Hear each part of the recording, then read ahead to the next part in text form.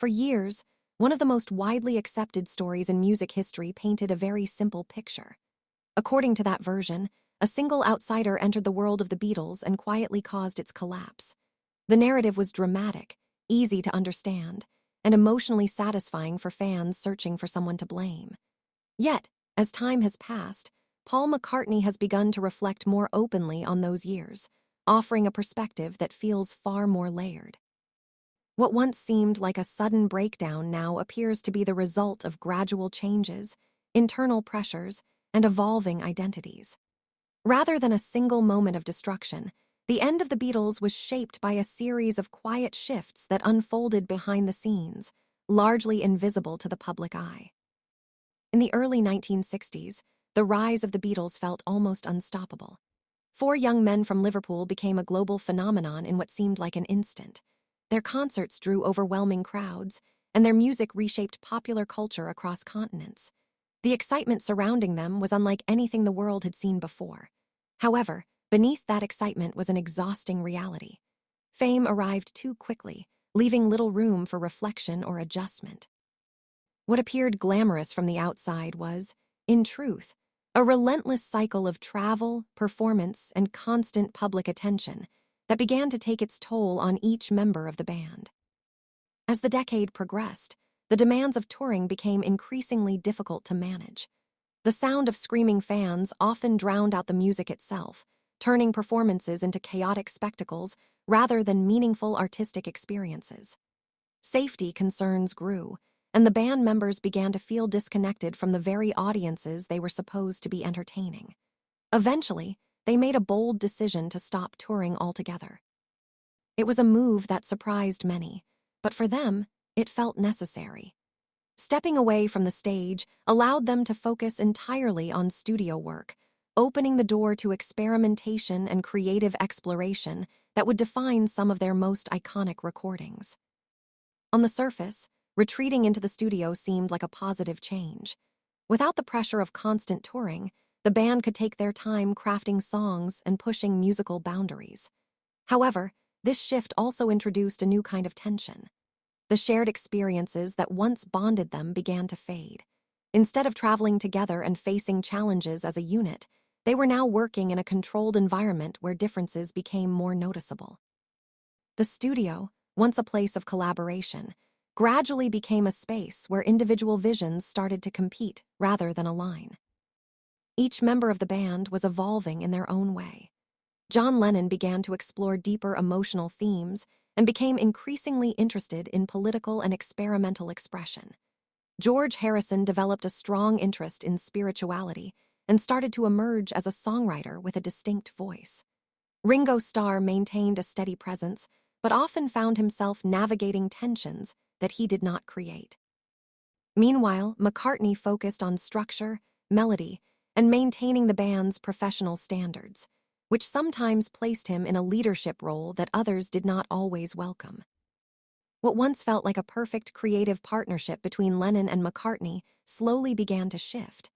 Their songwriting styles, which had complemented each other so well in the beginning, started moving in different directions. McCartney leaned toward polished compositions and detailed arrangements, while Lennon gravitated toward raw, personal expression. This divergence created subtle competition within the group. At the same time, Harrison's growing confidence as a songwriter introduced another dynamic, as he sought more space for his own work within albums traditionally dominated by the Lennon-McCartney partnership. One of the most significant changes during this period was emotional rather than musical. The bond that had once defined the group began to weaken. Touring had created a sense of brotherhood, with shared experiences that reinforced their connection. Without those moments, the relationship between the members became more professional than personal. They no longer moved as a single unit. Instead, they arrived at the studio separately, worked on individual ideas, and sometimes recorded parts independently. The unity that had once felt effortless started to fade quietly. Over time, a new narrative began to dominate public perception. Many believed that Yoko Ono was responsible for the band's decline. Her presence in the studio was seen as a disruption of the group's dynamic. However, as McCartney has later explained, this interpretation oversimplifies a much more complex situation. By the time Ono became part of the environment, the internal tensions within the band were already well established. The idea that one person could dismantle such a powerful group ignores the deeper issues that had been building for years. For Lennon, his relationship with Ono represented a significant personal and creative shift. She introduced him to new artistic perspectives and encouraged a form of expression that differed from the Beatles' traditional approach. When Lennon chose to bring her into the studio, it changed the atmosphere, but it also reflected his own evolving priorities. The decision was his, and it signaled a broader transformation in how he viewed his role within the band. McCartney later acknowledged that while Ono's presence altered the group's routine, it was not the root cause of their problems. Instead, it highlighted changes that were already taking place. Lennon was moving toward a different identity, one that extended beyond the Beatles. In this context, Ono became more of a symbol of that transition rather than the cause of conflict. Over time, McCartney's perspective softened, and he began to understand the emotional connection between Lennon and Ono more clearly. As the decade came to an end, the situation within the band became increasingly fragile. Behind the scenes, conversations about the future were becoming more serious. The turning point came when Lennon privately expressed his desire to leave the group. This moment marked a significant shift, transforming uncertainty into reality.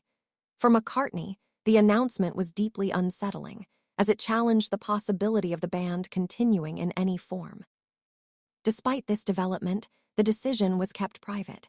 Business considerations played a major role in maintaining secrecy.